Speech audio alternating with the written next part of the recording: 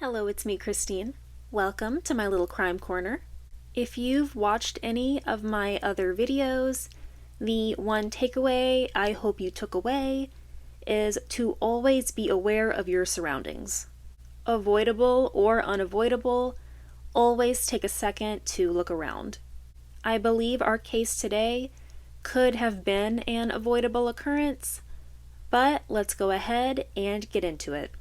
On February 14th, 1982, an Arizona state trooper who was searching for a tire that had come off of a passing truck had discovered the decomposing body of a young woman.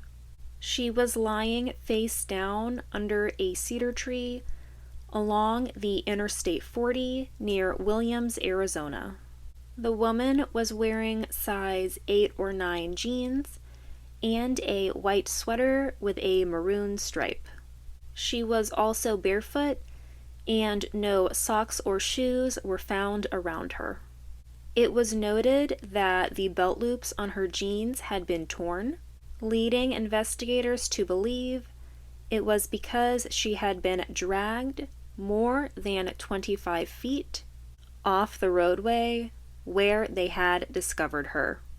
As she was found, she was estimated to be between the ages of 16 and 24.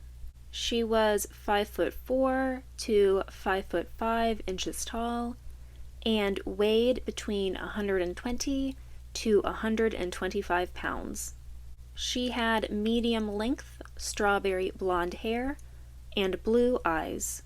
When examined, several scars in different stages of healing were found on her foot, leg, and thigh. She also had several small moles on her chest. Upon examination by the medical examiner, he had determined that based on her condition, she had been deceased for likely more than 2 weeks before her discovery.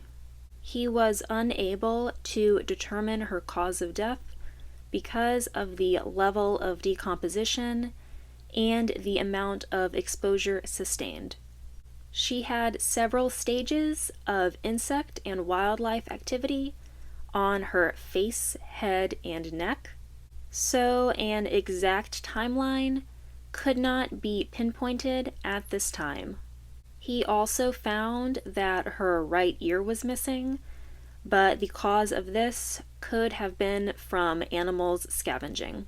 His best opinion of her cause of death was suffocation or asphyxiation because he found her hyoid bone was still intact and there was no other trauma to her body.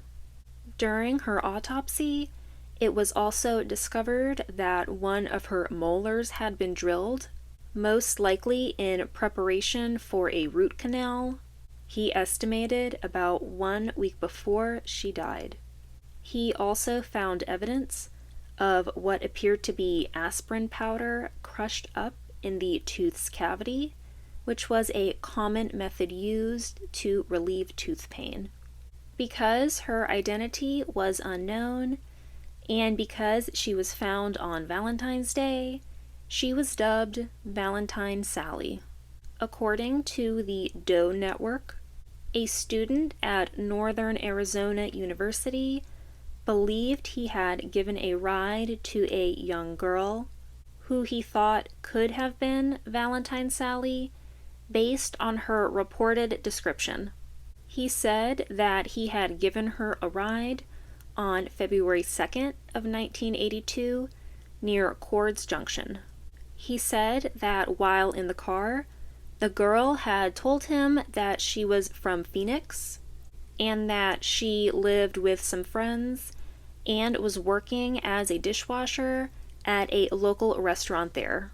She told him that she needed to get to New Jersey because she was having some family problems and needed to get to the Little America truck stop in Flagstaff, Arizona, to try and get a ride from a truck driver who was headed towards the East Coast.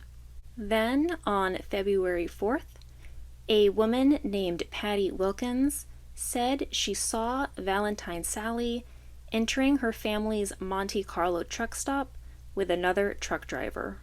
She recalls the truck driver as being a significantly older man, and she immediately felt suspicious. She felt like something was wrong, so she walked up to the young girl to ask if she was okay. She felt very uneasy about this teenager hanging around with this much older man. They didn't look to be related in any way, and Patty's radar was up. Patty asked if the girl felt safe and if she wanted to stay at the truck stop. The girl declined and insisted on staying with the truck driver. The two then went inside, and the driver ordered breakfast. Valentine Sally didn't have any interest in eating. She said she was having excruciating tooth pain and couldn't chew. Patty then crushed up an aspirin tablet and applied it to her tooth. She told her it would temporarily help with the pain. Based on when Valentine Sally was found, it is estimated that she died just hours after being at the truck stop, as when she was found, she still had the aspirin in her tooth. When shown a picture of the clothing found on Valentine Sally's body, Patty was able to positively identify her as the girl she had seen earlier at her family's truck stop. At this point, police were very interested in speaking with the truck driver, as they had surmised that he was potentially the last person to have seen Valentine Sally alive. Of course, due to the nature of his job, he could have been on the road almost immediately and surely long gone by now. Based on how much time had passed, he really could have been anywhere. Because Patty was able to recognize and identify Valentine Sally's clothes, police thought that she might have a reasonable recollection of the truck driver, which would have hopefully given them a lead. Patty had described the man as having a medium build and being in his 50s, somewhere between 5'8" and 5'5" tall. She remembers him wearing a two-toned checkered leather vest and a black cowboy hat with a peacock feather in the brim. A sketch artist was then brought in, and along with Patty's account, a sketch was created and released to law enforcement. After seeing the image, some people believed the man to be suspected serial killer Royal Russel Long. However, police hadn't been able to establish a concrete connection between him and Valentine Sally. Royal Russel Long was believed to have traveled through Interstate 40 along the same route where Valentine Sally was found after he murdered Charlotte Kenzie and Cinda Pallett.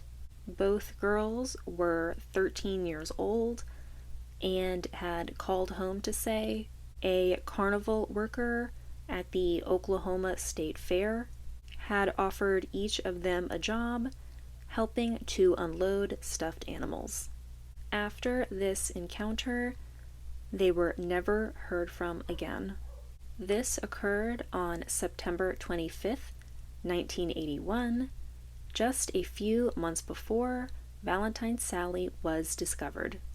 Royal Russel Long was convicted and sentenced for their murder in August of 1985. He later died of a heart attack while still in prison in 1993, having never confessed to any involvement in Valentine Sally's murder. Having not been able to connect him to her murder, the case stalled. However, in July of 1984, there was a break. Or so we thought. A girl from Estacada, Florida, named Melody Cutlip, was misidentified as Valentine Sally. Melody had run away from home in 1980 and was reported missing by her mother. She was misidentified because a forensic odontologist had determined that both girls had the same bite marks, and facial reconstruction of Valentine Sally matched that of Melody. As soon as Melody's mother took a look at Valentine Sally, she knew this wasn't her daughter. This was later confirmed in the summer of 1986 when Melody was reunited with her family. Melody did unfortunately pass away in 1998 due to injuries sustained in a car accident. Several more years went by with no solid leads about who this girl might be. In 2005, Valentine Sally's case was assigned to the Cold Case Squad of the Coconino County Sheriff's Office. This group consisted almost entirely of volunteers coming from different law enforcement backgrounds. When the group heard about the Golden State Killer being identified through genetic genealogy, they were hopeful that by using this process, Valentine Sally might be identified as well. They were able to get in contact with Barbara Ray Venter, who was the genealogist responsible for identifying the Golden State Killer, and brought her in on the case. They submitted a blood sample to extract DNA, then submitted that DNA to databases used by the public to look up their family trees. They found a match. Upon getting back the DNA results, the Cold Case Squad had determined that the match they found on Valentine Sally's tree was a cousin.